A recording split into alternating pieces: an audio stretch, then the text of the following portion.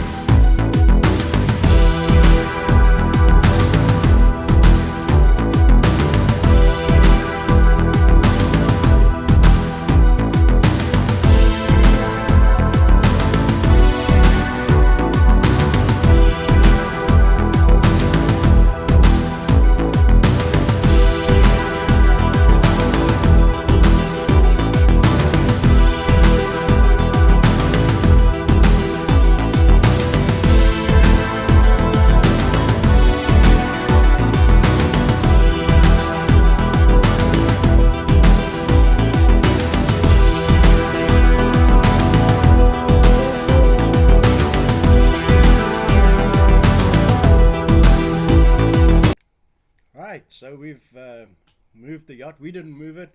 The guy that bought it moved it from that property over to, I actually going to do a series about that, but yeah, he moved it over to his place, his plot, and that's where we went to go and purchase it from.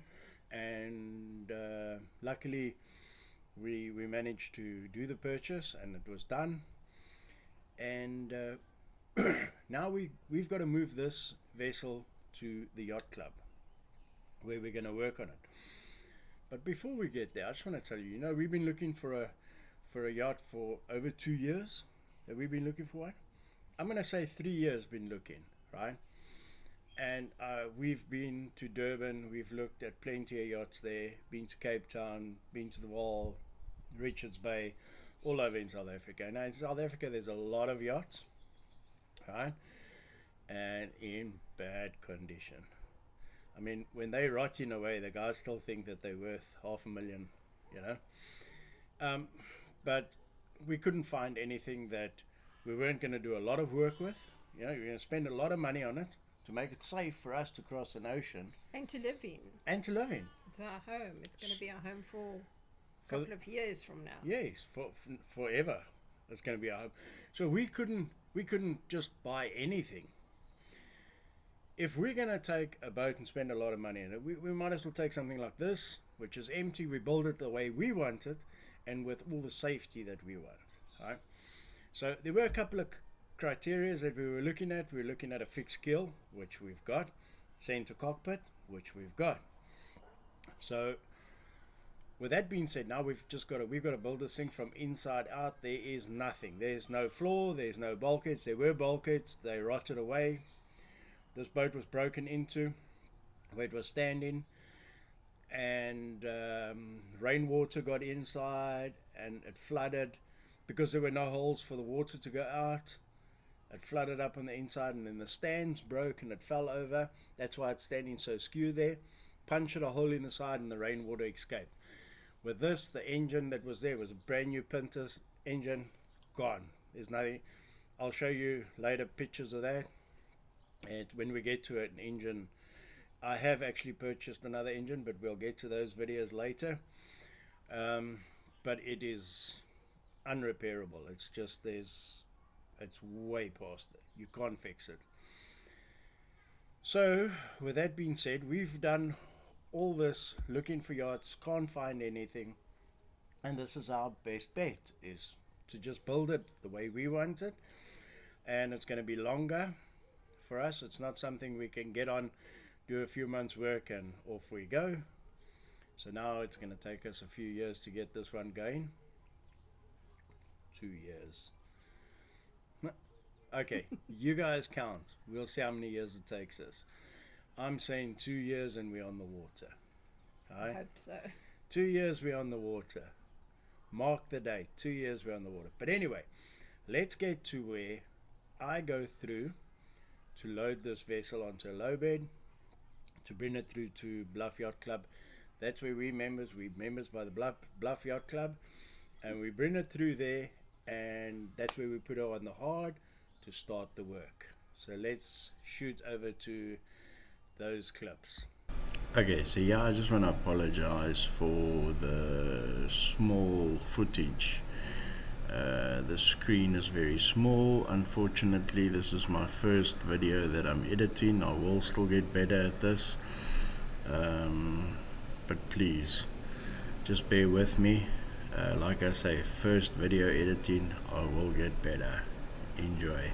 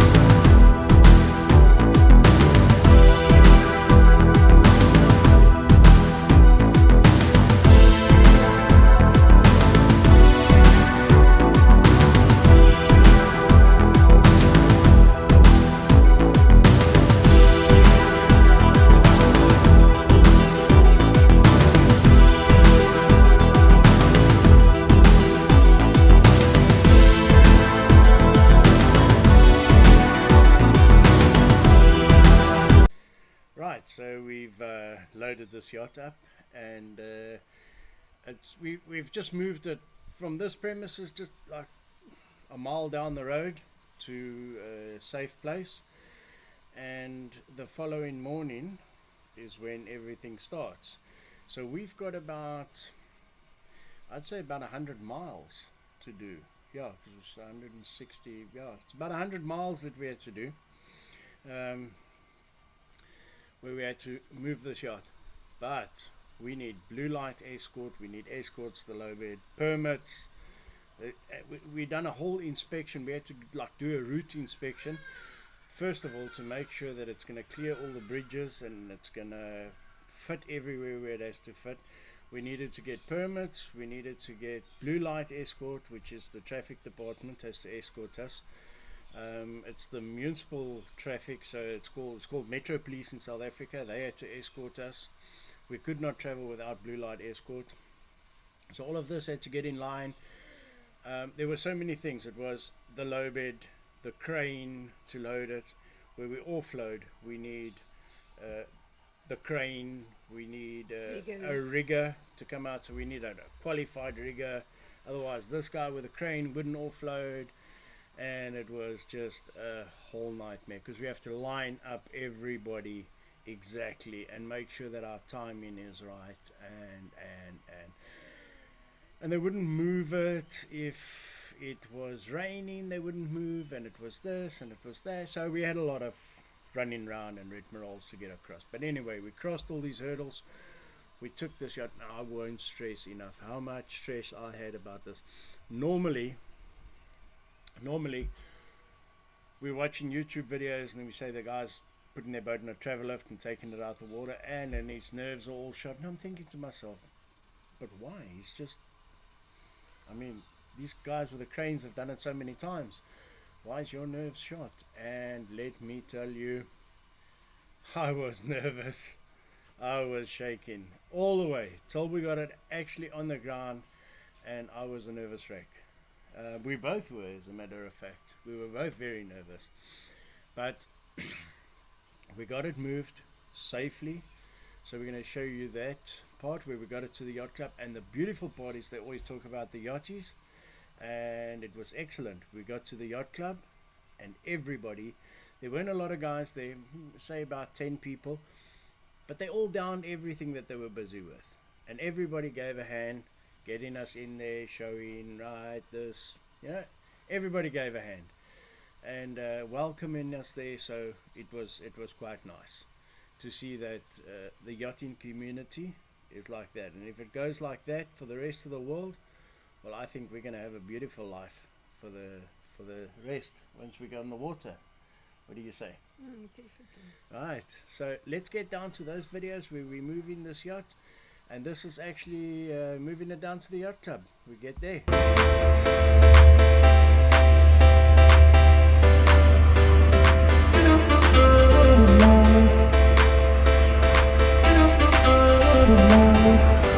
And here she comes.